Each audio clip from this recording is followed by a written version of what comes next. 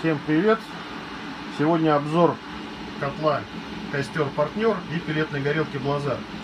Вот довелось доехать к покупателю, у которого котел отапливает дом площадью 160 квадратных метров.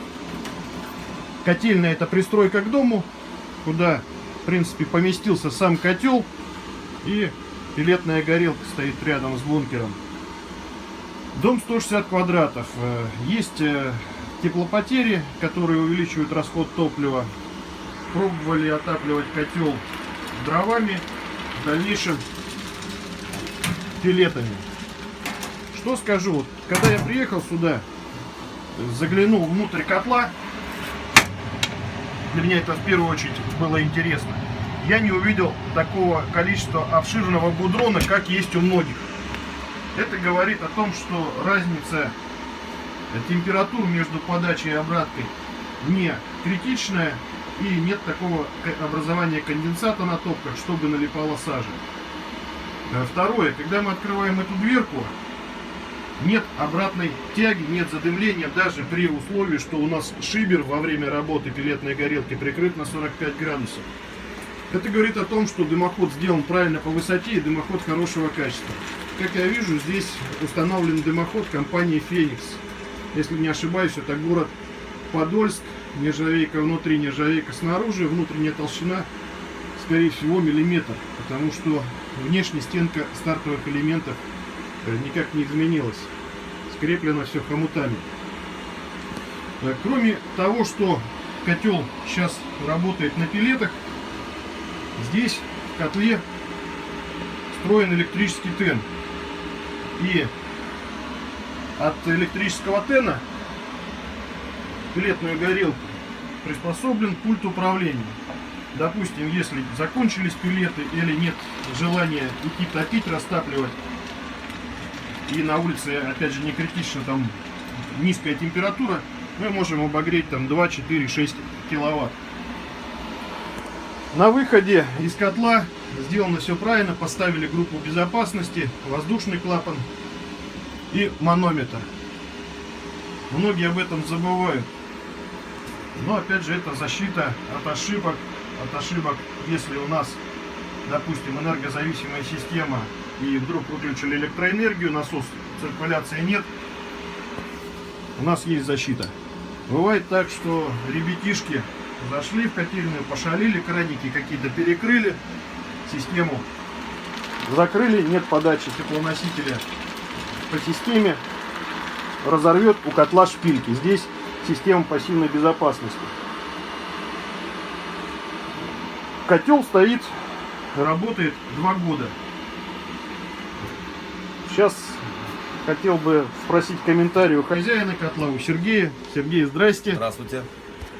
Скажите, пожалуйста, вот 2 года вы пользовались, что можете людям, которые в YouTube, потому что зачастую информации этой нету? 2 года пользуюсь. Вот с котлом проблем вообще никаких нету. Вообще. Очень быстро набирает тепло. Даже когда дровами топил, получилось так, что вот пеллеты закончились, вовремя не запасся, перешел на дрова. Очень быстро набирает тепло, держит хорошо. Ну, то, что у меня вот дымоход хороший, тяга быстро разжигается быстро. То есть, ну, беспроблемный вообще.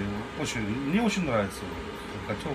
Сергей, а если вот мы топим пеллетами, как часто вы чистите пеллетную горелку, как часто вы обслуживаете фотодатчик? Фотодатчик я обслуживаю 1 раз за сезон. 1 раз обычно за сезон. Если, потому что пеллеты у меня высокого качества я покупаю. Вот, сам котел для горелки я чищу. Сам котел горелку, после того, как сожгу 2 бункера. Вот 2 бункера сжигаю, я начинаю чистить ее. Кстати, у меня никаких нет ни налипаний, ни залипаний, у меня нету никаких калий в полотам. Так, может чуть-чуть вот стоит решеточка там, потрешь и больше ничего. То есть не надо ничего стучать, отбивать, все отлично. Я, Сергей, видел фотографии, что у многих людей колосниковая решетка, да, поведенная, деформируется. Я тоже видел. Я не знаю, почему это происходит, у меня такого нету. Вот, я вам серьезно говорю. То есть родная стоит за 2 года? Да, родная стоит. Я когда увидел первый раз фотографию вот, поведенной, я думаю, может, я что-то не заметил себя, посмотрел, ровненько, все отлично, стоит 2 года уже, вот она стоит. А с программным обеспечением, по настройкам здесь были какие-то сложности, что непонятно там? Нет, там все очень просто. Ну, во-первых, хорошо работают ребята с Новосибирска, что они вот всегда на связи. То есть, а во-вторых, ну, я сам маленько соображаю в этих компьютерах. Ну, да здесь нет даже, не надо соображать компьютер, здесь все понятно. Здесь хочешь, работай по времени. То есть включаешь определенный режим. Вот когда у нас осень была очень теплая, я с целью экономии пилет включал, образно говоря, ночью она топит, утром на работу собирается, она прекращает сама топить, то есть не ее выключает, выставляется там по времени каждый день недели. Вот. Как только с работы, там, со школы ребенок возвращается, мы там за час, за полтора, она сама включается, начинает топить. То есть очень большая экономия в этом происходит, да. А котельную только вы обслуживаете или женщины, там, супруга? Ну, в общем, супруга тоже приходит, она сюда, я ее научил. Техническое образование не надо. Нет, да. Я говорю, хочешь потеплее, поменяем мощность там. Здесь можно, вот я, например, работаю сейчас в ручном режиме, а здесь можно создать профили. То есть у меня, вот я в том сезоне, как у меня было, у меня была куча профилей. Ну как куча, профиль 3 было или 4. Значит, я там называл профиль минус 5 градусов, профиль минус там, 15 градусов, ну, профиль правильно. минус 25 градусов. То есть, зависит от температуры на улице, я такой просто тык, профиль нажал, и все. Она сама переходит, сама начинает топить. А похолоднее стало на улице, потом профиль минус 20 ставлю, вот, я уже заранее был отрегулирован, все. То есть я не сижу там, что-то не колупаюсь, все, я заранее уже настроил, все сделал, все. Вот. А супруга что, она всегда может мощность поменять, здесь очень просто меняется, нажал, все, поменял, все. Подачу шнека увеличишь там или уменьшишь, временной интервал, количество оборотов, сколько он сделает. Вот. Так что, одно время я сидел, смотрел, то есть хотел как сделать, то есть на по датчику пламени, он, грубо говоря, набирает он 83-87%, да, вот, например, самый, лежу, яркость, потолок у него там, образно говоря, 95. Это самое яркое пламя. Да, ну образно, ну так, ну по-разному бывает, вот сейчас 95, да. Набрал 95, пошло на понижение. В это время должен мне шнек начать крутиться. Так что по времени я смотрел, шнек ставил. Только вот она пониже пошла. Шнек раз подбросил. Она потухла, опять 95 набирает, опять только пошла. Шнек раз подбросил. То есть как бы согласованно сделал вот эту. Ну, чтобы не засыпало опять да, же, да? Да. Ну, конечно, надо минут 30 посидеть, посмотреть. Все это интересно будет. Ну, а так просто, так все очень просто делается. Это уже я сам с возраста своего крутаса делал, как говорится. Сергей, еще вопросик. Вот вы по Новорижскому шоссе, люди, которые с пилетами сталкиваются, вот вы где берете эти хорошие пилеты? Прометей топливо, хорошая компания, она базируется в Румянце, а сама склад, откуда мне привозят, был в Васильчину, но последний уже приехали в Нарафаминск. Вот. Ну, очень хорошего качества, 2 года беру, пилет вообще. В районе 7 тысяч, по-моему, да? Там, значит, было в августе у них в районе 7, потом 7500.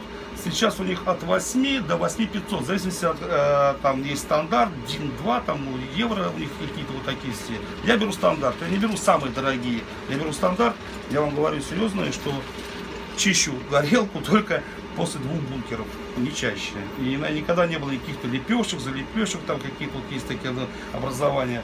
Вот, этого никогда не было. Поэтому, ну здесь, вот, да. Приезжали конструкторы ко мне, ребята, да. Вот, они даже у меня брали пилеты, можно ли мы возьмем тебе немного пилет, они полмешочка взяли с собой, что там исследовали, я Новосибирский пилет. Да, в Новосибирск повезли. Вот так. Ну это правильно, потому что работоспособность, успешная работоспособность горелки будет зависеть не от того, там, как мы на клавишу нажали, а от собранной системы отопления, от теплопотерь здания и, конечно же, от качества пилет. Кто-то экономит, но эта экономия порой выходит боком. Да, это да, уже... да. Есть, вот был случай такой тоже, думал, решил сэкономить. Думал, подешевле, 6 тысяч возьму за тонну. Ну, взял, ночами не спал. Каждые 2 часа, каждый час ходил, чистил лепешки, все это. Конечно, отвратительно все дело. А вот нет, все-таки там, где я сейчас беру пилеты, ну, серьезно, пилет очень высокого качества. Кстати, у нас сейчас многие в округе, где-то я живу, многие сейчас туда перешли, вот, и там и берут. Ну, то есть Нарафаминский район, вот это вот там они и берут все эти пилеты. Компания Прометей топливо, очень хорошая. Да, здесь... здесь... Это, конечно, не реклама этой компании, да но нет, нет, здесь ну, так не то, оно что есть, реклама. Это жизненные вещи. Это у нас спонтанный такой Да. сюжет, то что в Я Шаховскую сегодня поехал котел, устанавливали там партнер 16 и заехал к вам. Спасибо большое, что нашли время, потому что столкнулись с тем, что люди не знают. И вот это навязанное мнение продавца там или завода-изготовителя, а вот что в реале происходит, какие болячки у котла, решаются эти болячки, не решаются, вот, как люди довольны. Знаешь, Владимир, по мне мнение, конечно, ты правильно говоришь, что как от установки, как все сделано, это многое зависит, да, но потом это в обслуживании уже, в обслуживании само, все-таки большую роль играет качество пилет. Качество пилет очень На первую очередь все-таки, да? На первое место мы ставим пилеты. Нет, ну как поставишь, если трубу криво поставишь, ты пилет какие хочешь, она тебе будет в обратную тягу будет идти, правильно? Это что же неправильно? Нет, здесь давайте 50-50 тогда уже, Ну что да. говорить там, правильно? Все должно быть. Все должно быть нормально. Но потом, когда у тебя все правильно установлено, и ты будешь грязь совать туда, извините, пожалуйста, дешевую, то, что это правильная установка, она тебе роли, то есть уже никакой не сыграет, ты только намучаешься этими котлом и все. А если ты правильно установил, бери, хороший пилет ты купил, но неправильно установил, то же самое будет. Ну Вот да, когда у тебя да. все правильно установлено и нормальный пилет, не надо на пилетах экономить, и на установке тоже. А от производителя уже оборудование, как я понимаю, Если зависит. Да. Если хотите зиму нормально, просто ночью спать спокойно, говорится, не подпрыгивать ни ночью, ни днем, чтобы не бегать там каждый час вычищать, что-то там забилось, что-то там повело, там что-то криво встало, я не знаю. Сделать, сделал, нормально все. 2 года работали, то есть мои вообще без проблем. Вот. Вот такой спонтанный у нас Да, сюжет. сюжет. Еще раз спасибо, Сергей. И вам спасибо, что заехали. Всего доброго.